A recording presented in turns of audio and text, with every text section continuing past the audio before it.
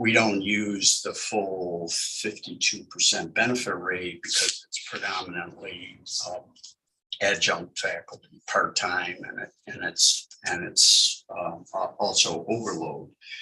Those individuals already have or have elected not to, but most have health insurance already. So we don't calculate a saving or an incremental cost. We're already paying that fixed cost. So we use about a 21% factor, which would be FICA, Medicare, unemployment, workers' comp, those mandatory, which adds up to about 21%.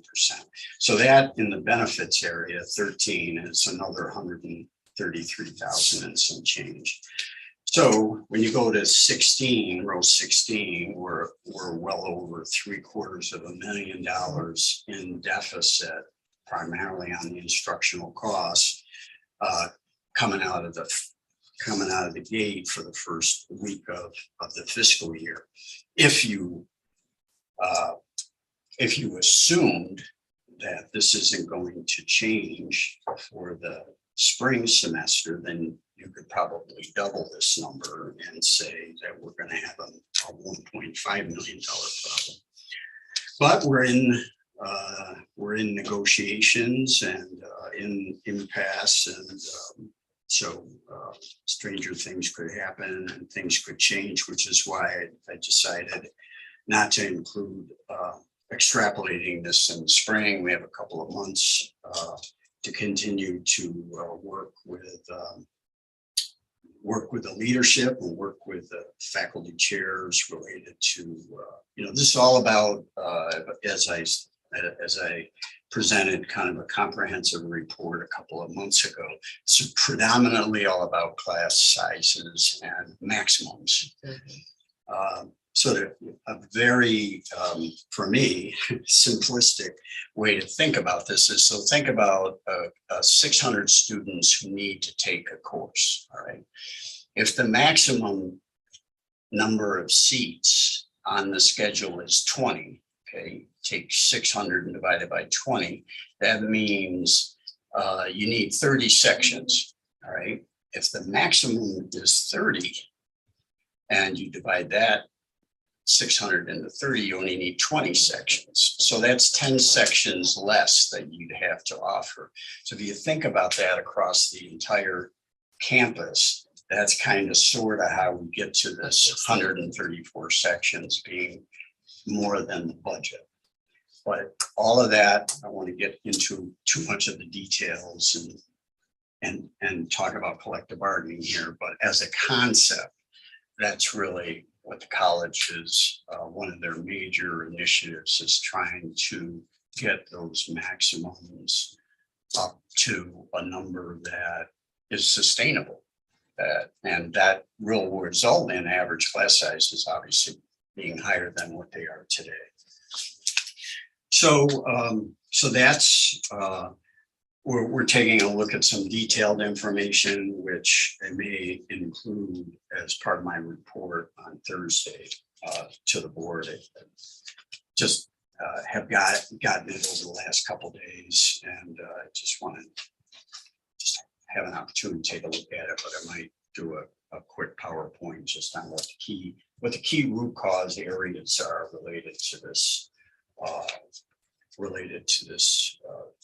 issue. Any other updates? The county will, I think this week or next week, will be presenting their operating budget for next year. They're on a calendar year, and their budget review process is really the whole fall season, as many of you know. And also what's included, not only the operating budget, but the capital plan. We've had dialogue with the county a couple of months ago based on our initial request. They said, demand requests were a lot higher. I certainly understand that. So we kind of went back and forth on some of the projects, but we ought to be able to find out by next week publicly that those documents become available. And I'll probably give a report at the October board meeting in terms of what the county, generally whatever the county exec presents, because I think the legislative staff is also on the capital projects committee that reviews this stuff all summer. Will generally, whatever the county exec presents generally gets approved by the county legislature in November, December time period. And then that capital will get submitted to SUNY, and it will then become part of the state budget process that starts in January and then concludes on or about April. So that's kind of the capital. Again, capital to us is super important. We have, very aging infrastructure. The county has been pretty generous over the last several years. Germany has put in a couple $1 million that then we can match with SUNY a similar amount of dollars. So I'll give you a further update on that at the October board meeting. And that concludes my report, Mr. Chair. Thank you, Mr. Sullivan. 3.2.3 human resource update, Laura. Reports are standard this month. Thank you. 3.2.4 grant approvals and 3.2.5 investment reports are in your package. They're standard. 3.2.6 student village. Dr. Ross. How you feeling, Dr. Ross? You're muted. Uh-oh, I just lost my report. It's a standard report though. I don't feel well, but I don't have COVID, so it's okay. I can be sick. Well, that's good news. I hear enrollment's up in the student village. Yes, we are at actually 276 as of yesterday. Good news. Yes. Thank you. 3.3 report from Mr. Lagaitis on the facilities. Thank you, Mr. Chair. To start, I'd like to introduce Livin Babu. He's sitting to my right. We hired him a couple of months ago. His primary title is on-site energy manager. So he will be looking at any and all improvements we can evaluate and potentially implement across campus with respect to energy savings. He will also be involved with many of the capital projects, both current and future, and also space utilization. He previously worked at International Paper. He's a mechanical engineer, and he has fit right in and hit the ground running. So it's really good to have him on board. And I just wanted to introduce him to you all because I'm assuming you'll be hearing his name a fair amount in the future. So welcome. All right, you have my report. The primary projects that we have ongoing, as you know, are the library roof, the student center roof, and our paving sidewalk project, all three of which are approaching their endpoint. We finally got the building permit for the three pavilions that we're going to construct, and one is underway. It's probably more than half done. As you leave the campus today, if you head north or northwest, you'll see it's being constructed right outside of the student services building. The roof choice is being constructed today, and shortly thereafter we'll get the roof on and then the ceiling. So it's all three of them are going to be a terrific asset to the campus. The capacity is about 54 for persons in those pavilions, so it'll be large enough to hold classes, big classes, in fact, and then other events if we decide to use them for that. Where are the other two located? One is going to be in the area between Decker and the AT building. We have that concrete area right next to the soccer field. And we chose that location because they have the mock disaster drills, and we thought that would be helpful from their standpoint. Plus it's central of the campus as well. And then the third is, you'll see the pad out there. It's between Tichenor and the student village. And we put it in that location so that students from the village could utilize that. Plus Tichenor is one of our more highly utilized buildings as well. So that was a good position for that also. So will they all be by fourth quarter of this year?